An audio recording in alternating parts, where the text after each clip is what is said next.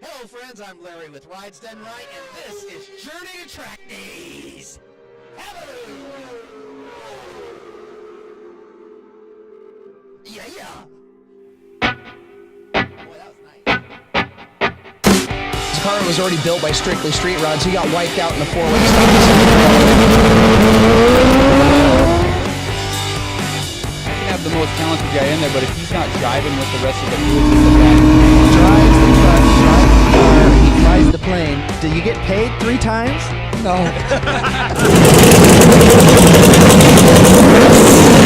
This show, top 5 in America.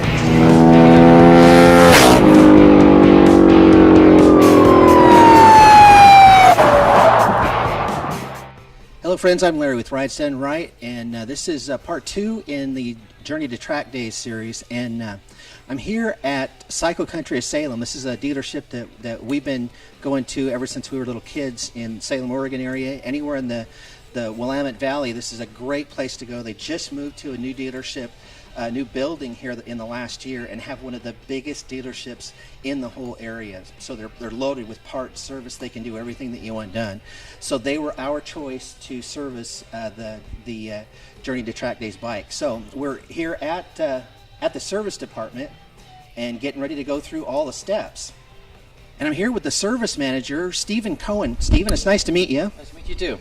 So you're going to take us through the steps and get this thing ready. Basically, we're going to go through a vehicle inspection, which is something that you guys would normally do when new bikes or used bikes come in anyway, correct? Yeah, that's correct. So we're going to start going through it, kind of find out what steps we take and where we go, and that's what we'll do next. So I like to start with the tires. I want to inspect the front tire, make sure there's no cupping, make sure there's no weather checking, and inspect the depth of the tread. After I look at the front tire, always inspect the front brake pads. Make sure they're thick enough. If they're below 35%, get those things out. Inspect the thickness of the rotors. Make sure they're still within spec. And then inspect at the front end at the same time. You want to look for any fork seal leaks, any debris that's clogging up the radiator. Make sure there's no nicks or cuts in the radiator, that you won't see any leaks coming out. Once you inspect the front end, move to the back, looking at the chain, see how tight the chain is, see if it's in spec still. Look at the rear sprocket, make sure you don't have any sharp, bent, or missing teeth on the rear sprocket. And then inspect the front sprocket, again inspecting for any bent, too sharp, or missing teeth. After you look at the chain and the sprockets, inspect the thickness of the rear tire tread, check for checking, cupping, and again look at the rear brake pads and check for thickness on the rear brake pads. If you're below 35%, you'll want to replace those, and then inspect the rear rotor for being below the minimum thickness. After you check the wheels and sprocket condition, you want to look for any loose exhaust systems. Give the exhaust a tap, make sure there's nothing broken inside. Wiggle it, make sure all your connections are tight. Go ahead and tap the body panels, make sure there's nothing broken inside, nothing loose.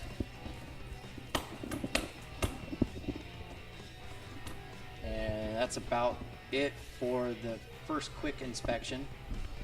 You want to check the brake fluid and see if it's discolored or too low. And then you can get a quick look at the grips and the throttle control and inspect the levers at the same time. Make sure they're still operating the brakes correctly. Pull the clutch, make sure you don't have too much free play on the clutch. So that's what we would do for a quick inspection, and now we'll go into some further details. First look, the tire obviously needs replaced. It's got cupping, it's got weather checking, and it's well below the spec for the tire tread depth. So first thing we want to do is definitely get a new tire on this machine. Looking at the front brakes, they are borderline under 40%, I'd say. So given that it's going to be going to the track, I would say we need some new brake pads on I would say we need some new brake pads on this, definitely. The rotors don't feel gritty. They don't feel like they've had much of any wear. So the rotors at first glance feel good. We'd still want to check and make sure that the rotors aren't warped. Looking up at the radiator, I don't see any signs of abnormal wear. There doesn't seem to be any kinds of nasty gouges or any visual leaks. So once we get further into the inspection and we pressure test the coolant system, I don't think we'll see any issues here.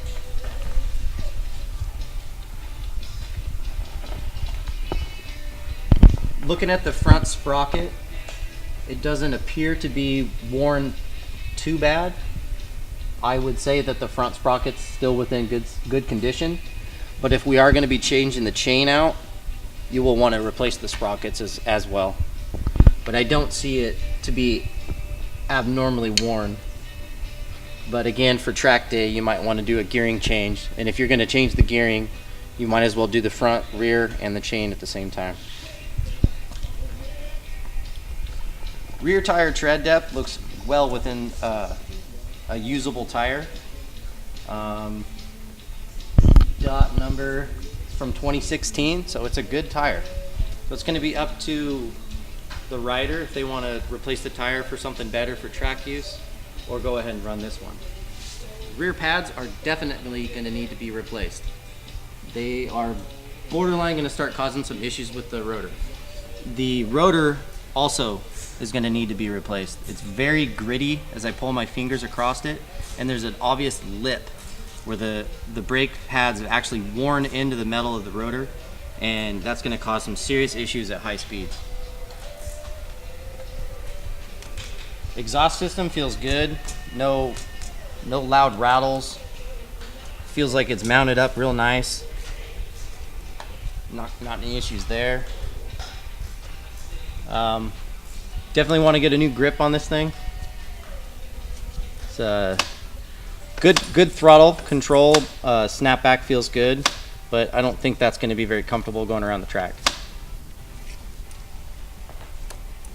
Front brake feels good. It's got a good push to it. Fluid looking pretty dirty. Definitely going to want to change out the brake fluid. The rear brakes fluid's a little low, also dirty. This bike's brake system's definitely going to need to be flushed out. So the clutch feels a little loose.